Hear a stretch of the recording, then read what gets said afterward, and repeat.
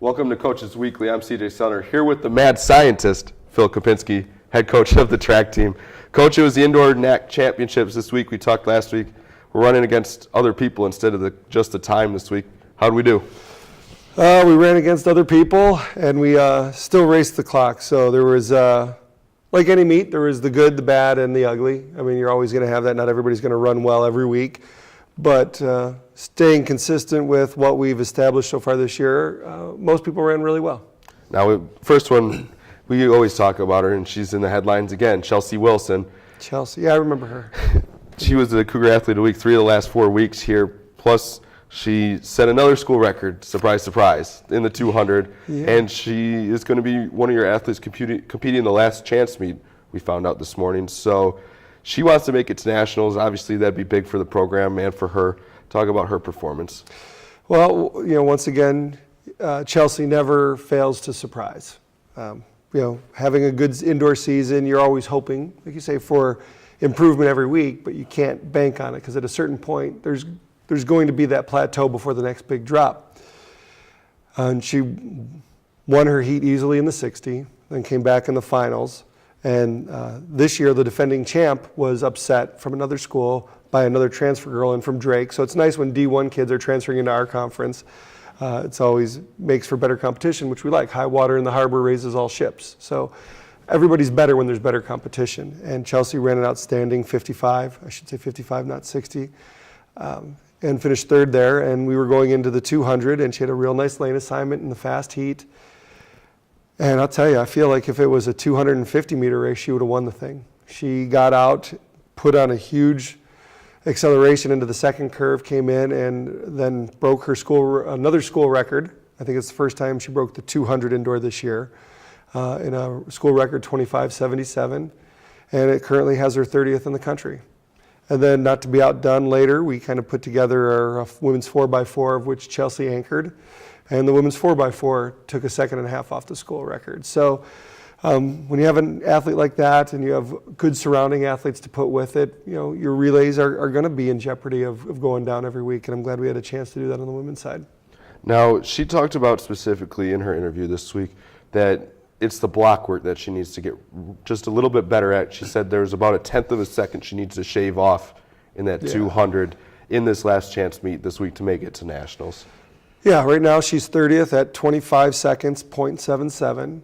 And if she can get down to 17th at 25.67, there's 10 girls in between her at 0.67 and 0.77. We're talking about the time it takes to blink we have to improve her by. And a lot of that will come with the start. I mean, her max acceleration, the hay's in the barn. We've done all the speed and strength work.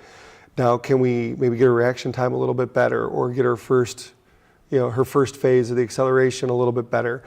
Who knows where it's going to come from, but those are areas when you're talking about 0.05 of a second. One 5,000th of a second can make all the difference in the world. Mm-hmm. So I'd like to think we coach that. We just kind of got to get there and hope that people get out fast and she gets a good start. Now, with an athlete like Chelsea who's in a last chance meet like this, do you have a plan that we've talked about, the mad scientist plan?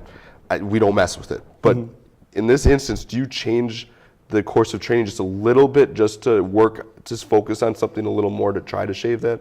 No, because consistency will breed better reaction time, better performances. Has she been perfect at everything she's been taught so far? No, but she's been pretty darn close. So instead of adding in new variables, which would be something new for her to learn or something for her body to adapt to a different stress, Coach Mack will stick with a very similar plan of what she's been doing. And we won't change much. The only thing we might do is give her a little extra rest here and there. But other than that, the actual workouts will be very similar to what she's done. Now we'll move on to more than Chelsea, obviously. It's a big team, not just Chelsea Wilson. Abby Pierce threw well this weekend as well, and then move over to the men's side as well. I heard a lot of people ran well, especially in the distances.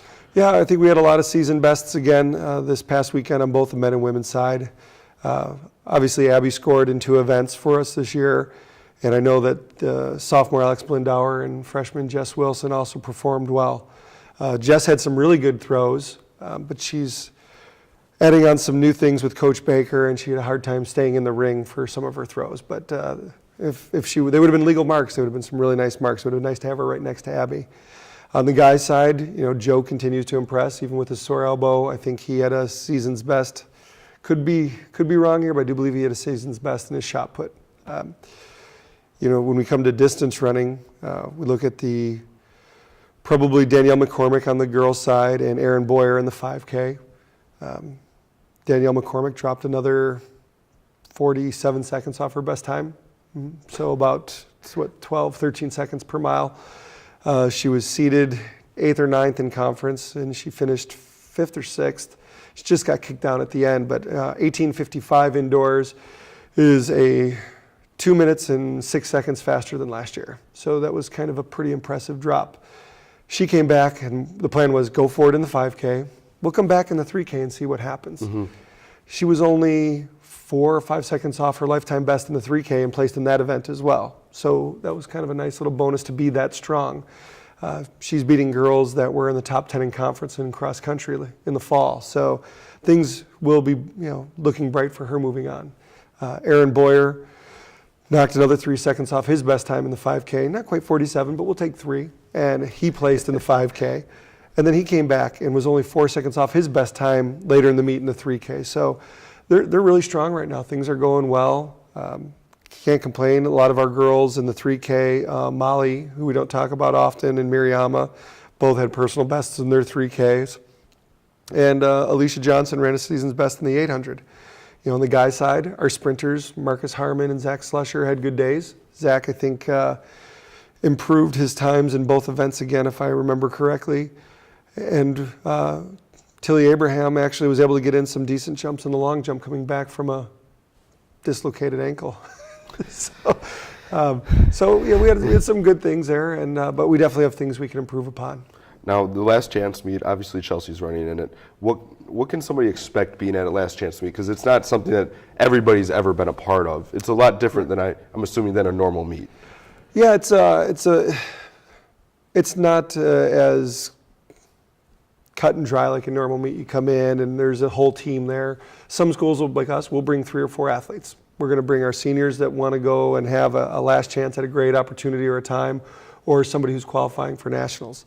So you'll go in, and it's basically like a national type meet almost, because you're coming in, you're doing your thing, and then you're going. So you're not there all day. You kind of come in with one focus in mind. And the last chance meets will draw people from all around the Midwest, because everybody wants to run with the fastest people, because they're all chasing that elusive 1/10 of a second or half a second in the mile or whatever it might be. So there's a lot of electricity, a lot of intensity in the air. Nobody's really worrying about, there's no points kept for team scores, so nobody really cares about that. It's just like, hey, CJ, we got to run 4:20 to make this. You ready? Let's take this out. Competitors will work with each other because they know that they're dependent upon each other. Well, we look forward to hopefully seeing a few people make nationals, and hopefully Chelsea can find that elusive 1/10 of a second this week. Cougars, a few of them will be at the last chance meet. I believe it is in Stevens Point, if I'm not We're going to mistaken. hit 2 different meets. Friday night, we're going to head out to Carthage because there's better competition in one event there for one of our seniors. Aaron Boyer wants to try to break his own record in the 3K. And then Saturday, we'll head up to Stevens Point with Josh Warren, Chelsea Wilson, and probably Abby Pierce. Mad Scientist has got it down. No worries here. For Coach Phil Kopinski, the Mad Scientist, I'm CJ Sellner. Thank you for watching Coaches Weekly.